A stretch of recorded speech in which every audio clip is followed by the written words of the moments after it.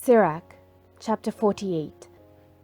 Then Elijah arose, a prophet like fire, and his word burned like a torch.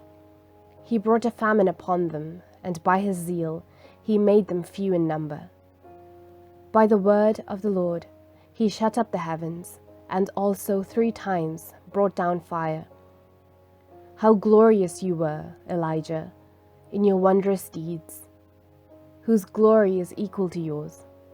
You raised a corpse from death and from Hades by the word of the Most High. You sent kings down to destruction and famous men from their sickbeds.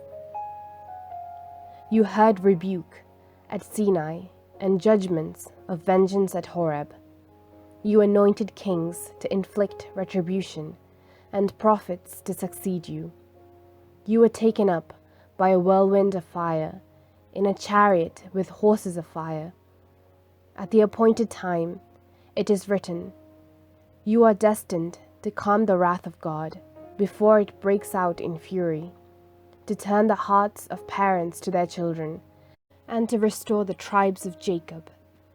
Happy are those who saw you and were adorned with your love. When Elijah was enveloped in the whirlwind, Elisha was filled with the Spirit. He performed twice as many signs and marvels with every utterance of his mouth. Never in his lifetime did he tremble before any ruler, nor could anyone intimidate him at all. Nothing was too hard for him, and when he was dead, his body prophesied. In his life he did wonders, and in death his deeds were marvelous. Despite all this, the people did not repent, nor did they forsake their sins, until they were carried off as plunder from their land, and were scattered over all the earth.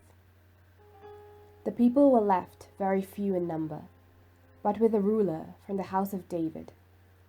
Some of them did what was right, but others sinned more and more.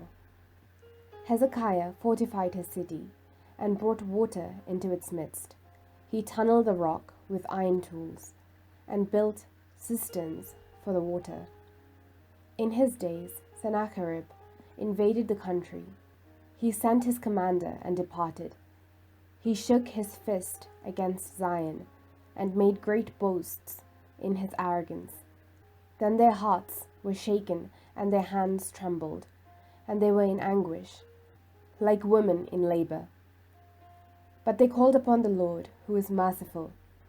Spreading out their hands toward him, the Holy One quickly heard them from heaven and delivered them through Isaiah. The Lord struck down the camp of the Assyrians, and his angel wiped them out. For Hezekiah did what was pleasing to the Lord, and he kept firmly to the ways of his ancestor David, as he was commanded by the prophet Isaiah, who was great and trustworthy in his visions. In Isaiah's days, the sun went backward, and he prolonged the life of the king. By his dauntless spirit, he saw the future and comforted the mourners in Zion.